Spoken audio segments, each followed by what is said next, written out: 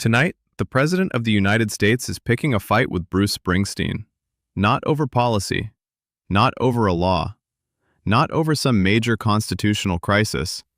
He's mad because Bruce Springsteen stood on a stage in Minneapolis, spoke his mind, and reminded people that art still has the power to cut through politics in a way politicians can't control. And that, apparently, was too much. So Donald Trump did what he always does when somebody with a louder moral voice than his starts getting attention. He lashed out. He mocked. He insulted. He tried to turn a serious moment into one more petty grievance show. And honestly, that reaction tells you everything. Because this is not really about Bruce Springsteen. It's not about celebrity gossip. It's not about one famous guy saying something mean about another famous guy. This is about why Minneapolis still matters. It's about why certain names still matter, and it's about why Trump gets so angry whenever someone with cultural power refuses to help him bury a story. Springsteen didn't pick Minneapolis out of nowhere. He stepped into something that was already emotionally loaded, already politically explosive, already sitting in the conscience of a lot of Americans. A city was hit with an enormous federal immigration crackdown.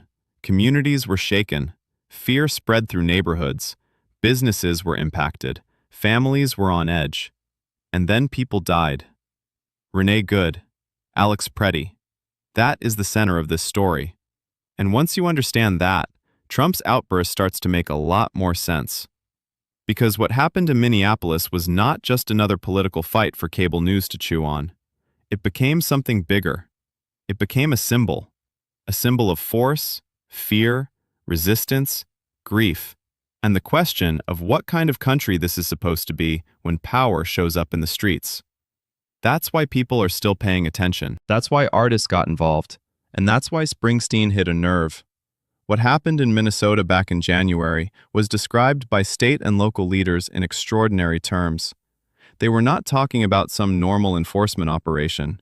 They were talking about a surge involving thousands of federal officers. They were talking about neighborhoods living under pressure. They were talking about a climate of intimidation.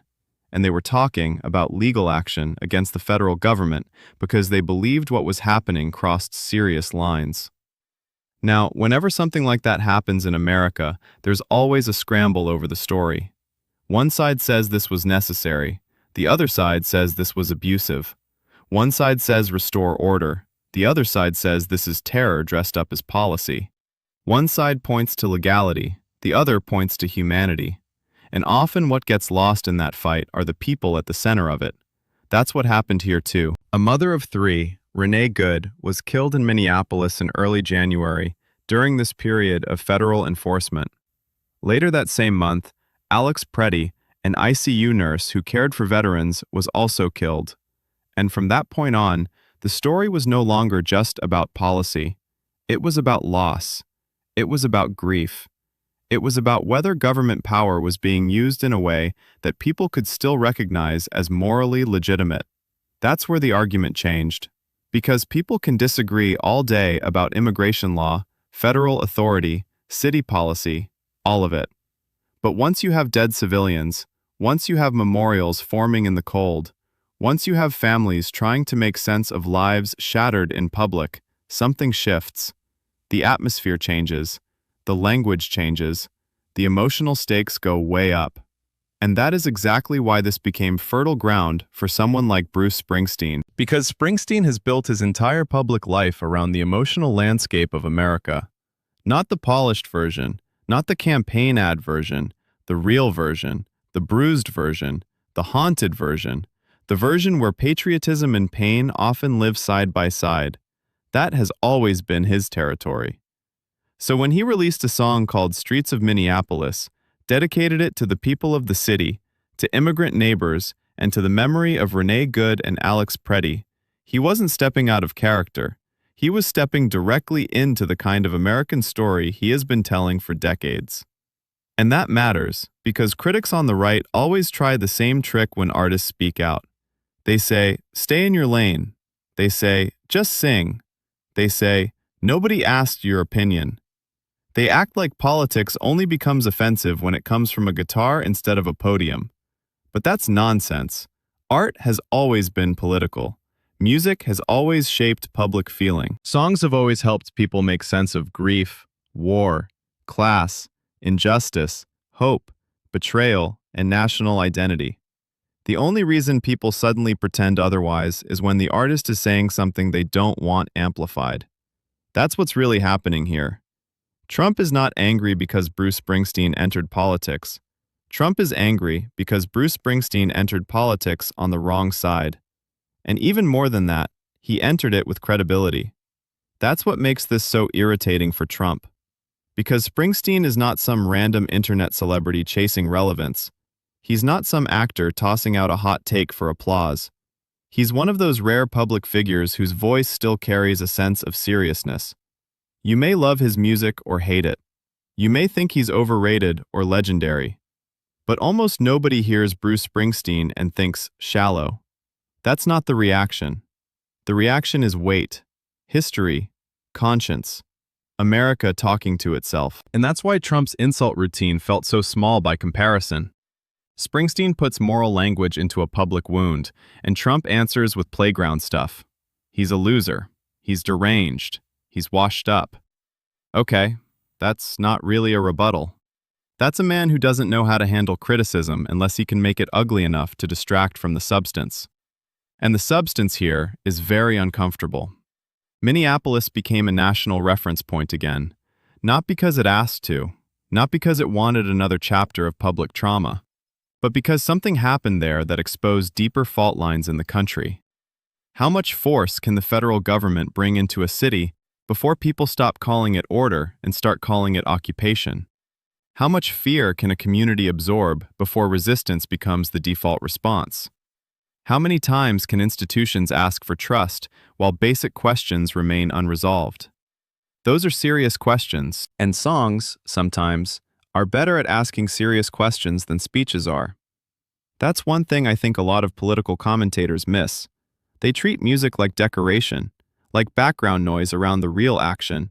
But songs don't just decorate moments. Sometimes they define them. Sometimes they keep a story alive long enough for the country to actually confront it. Sometimes they preserve the emotional truth of something long after officials have moved on to the next talking point.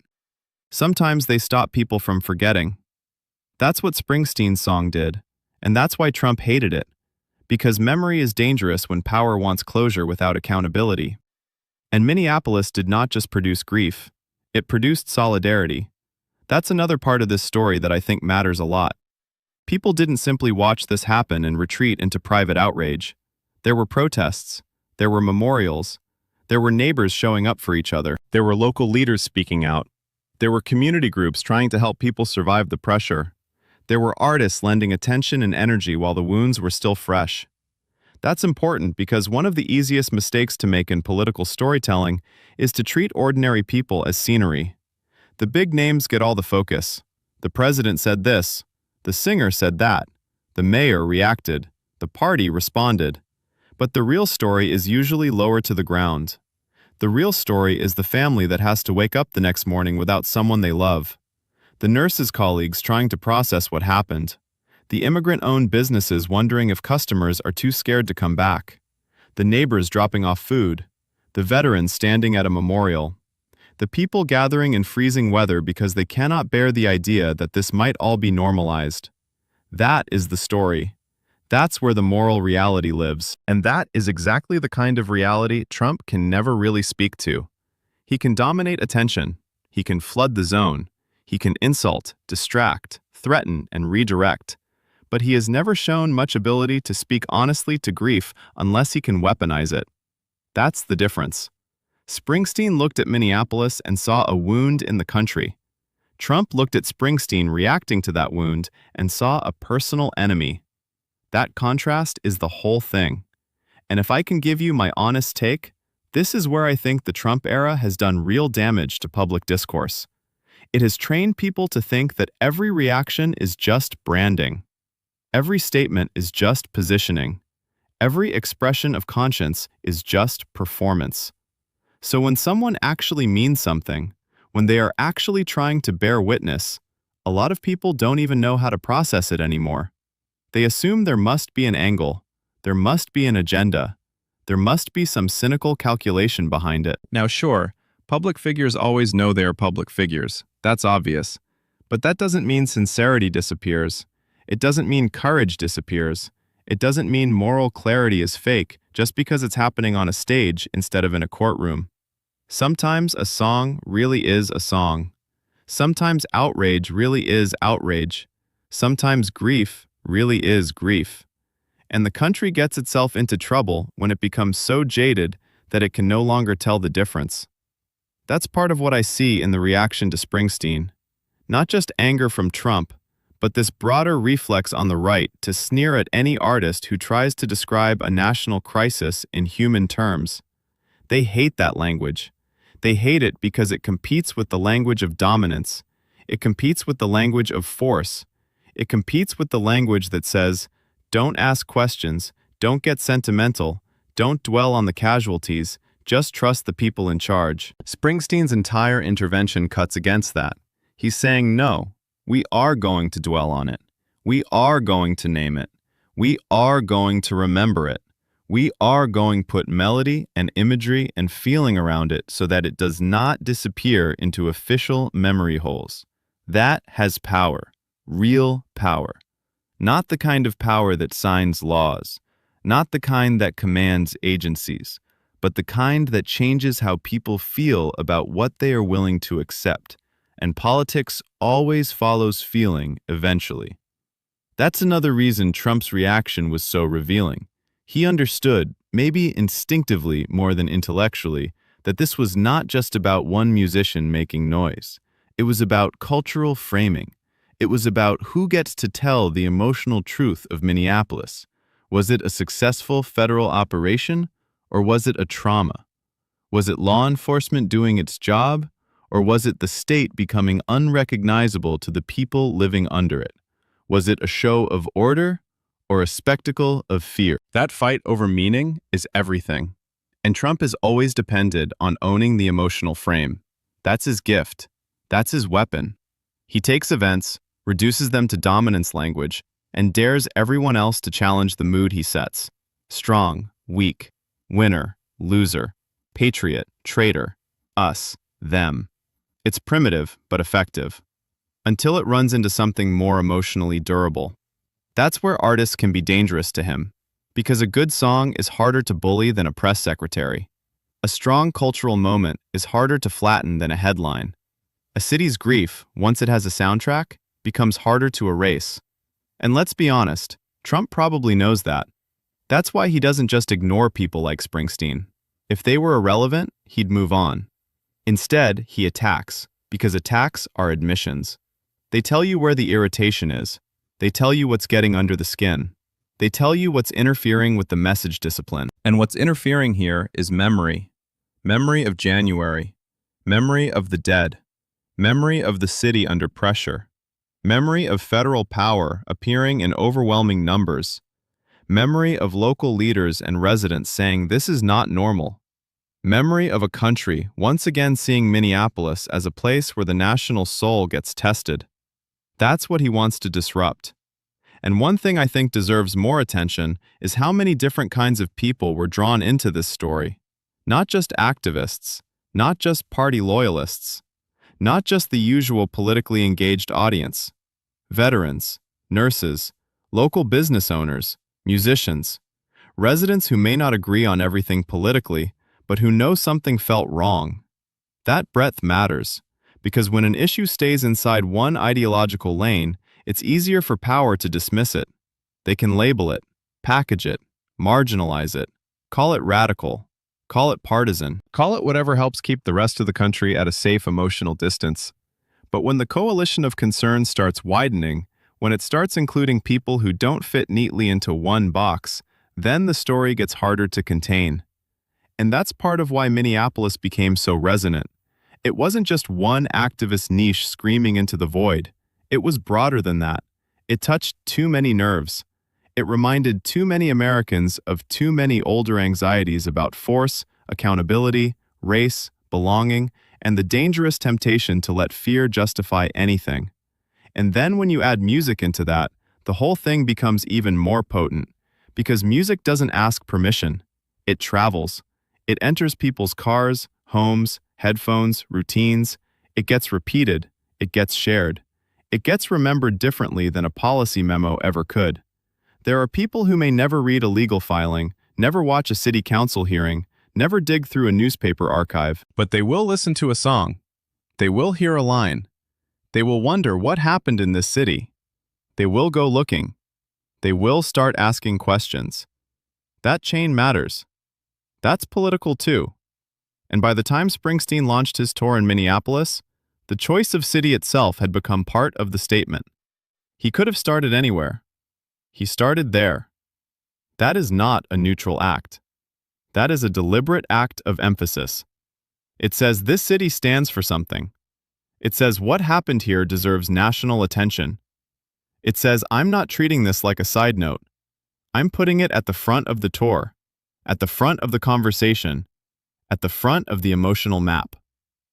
And if you're Donald Trump, of course that makes you furious. Because now you're not just fighting a critic.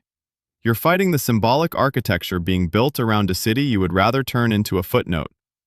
That's what a lot of people still miss about Trump. He's not only obsessed with winning arguments, he's obsessed with controlling symbols, flags, crowds, stages, slogans, music, places, images, victimhood, strength. He understands that politics is theater. What he struggles with is theater he doesn't direct. And that's what Springsteen created. A moral stage Trump did not control. A narrative he couldn't fully dominate. A story where the emotional center of gravity was grief and witness, not his ego. So naturally, he tried to drag it back into his preferred arena. Insults, personal attacks, name-calling, the old formula. But the formula doesn't always work. Sometimes it just makes him look small. This was one of those times. Because the more serious the underlying issue, the worse Trump's bullying instincts look. A joke can work in a trivial moment. A taunt can work in a shallow feud. But when the backdrop is dead civilians, federal force, unresolved questions, and a city that still feels scarred, the mockery lands differently. It doesn't feel strong, it feels hollow, and people can sense that. That's one of the reasons I think this moment has more staying power than the average Trump culture war spitball. It touched something real. It touched fear. It touched grief. It touched national memory. It touched the ongoing American argument about whose lives get mourned properly, whose stories get flattened, and how much state power people are willing to accept before they stop recognizing their own country. Those are deep issues. They don't vanish because Trump threw out an insult on social media. If anything, his reaction gave the story fresh oxygen. That's the irony. When Trump attacks cultural figures, he often ends up advertising the very criticism he wants buried. People who had not heard the song go listen to it. People who were not following Minneapolis start reading about it. People who might have ignored the whole thing now want to know why the president is so rattled by a musician. He turns dissent into a spotlight. He's done that over and over again.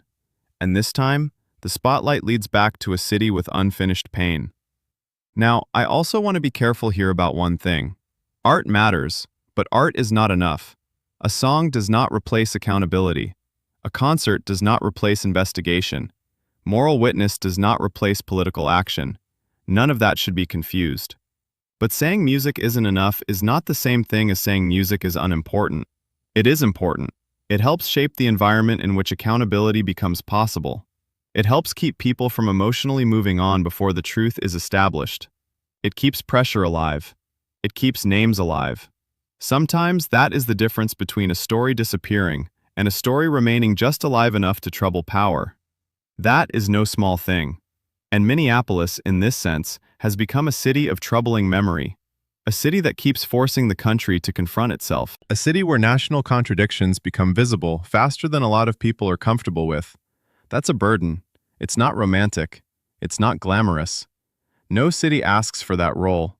But once it happens, the meaning of the place changes. Minneapolis is no longer just Minneapolis in the national imagination. It becomes an argument, a warning, a test, a mirror. And if you're an artist committed to singing about the American experience, how do you ignore that? You can't. Or at least Springsteen couldn't.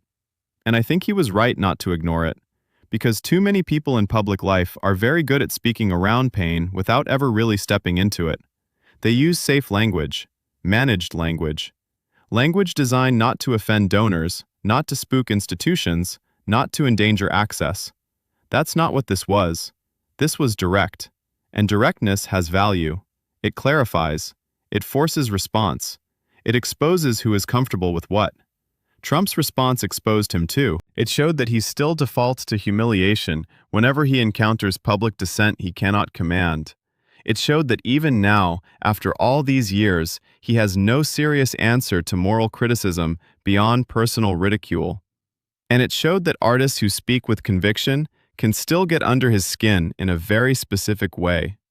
That should matter to people, because one of the most corrosive ideas in modern politics is that culture doesn't matter, that songs don't matter, that stories don't matter, that only hard power matters. That's not true.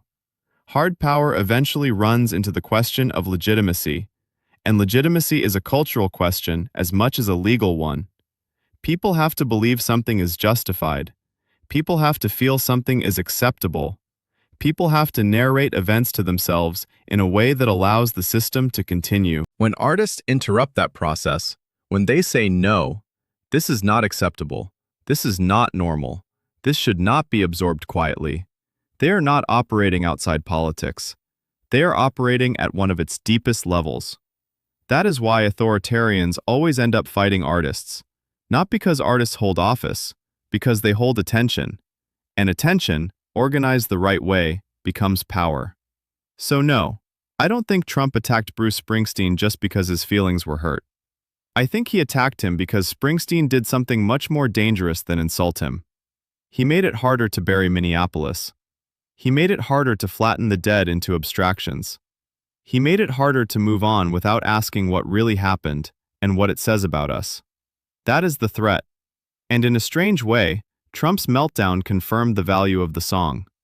If it were meaningless, he would have ignored it. If it were harmless, he would have brushed it off. Instead, he went after it, because he recognized that the emotional framing of this story was slipping away from him. That should tell us something. If you've made it this far, let me know in the comments whether you think artists still shape politics in a real way, because I think moments like this prove they do. And if you're enjoying this style of coverage, make sure to subscribe. We're going to keep following the stories that powerful people would rather turn into distractions. At the end of the day, this comes down to a simple contrast. One man used a stage to talk about grief, memory, and the soul of the country. The other used a social media platform to throw insults because he couldn't control the meaning of the moment. One tried to enlarge the story. The other tried to shrink it. One pointed toward the dead. The other pointed back at himself. And that, to me, is the clearest summary of what we're watching. Trump is furious because Minneapolis is still speaking. Through its people, through its memorials, through its resistance, through the questions it refuses to let go. And now, through a song that reached far beyond the city itself. That doesn't mean Springsteen is above criticism. Nobody is. But in this case, the attack on him only revealed how frightened power gets when culture starts siding with memory instead of authority. So when you look at this story, don't get distracted by the celebrity angle. That's the bait. The real story is that a city suffered. People died. Questions remain. Artists took notice. And the President of the United States responded not with empathy or seriousness, but with a tantrum. That's not leadership. That's insecurity. And if Bruce Springsteen's voice is strong enough to trigger that kind of reaction from the most powerful office in the country, then maybe he did exactly what artists are supposed to do in a democracy. He made it impossible to look away.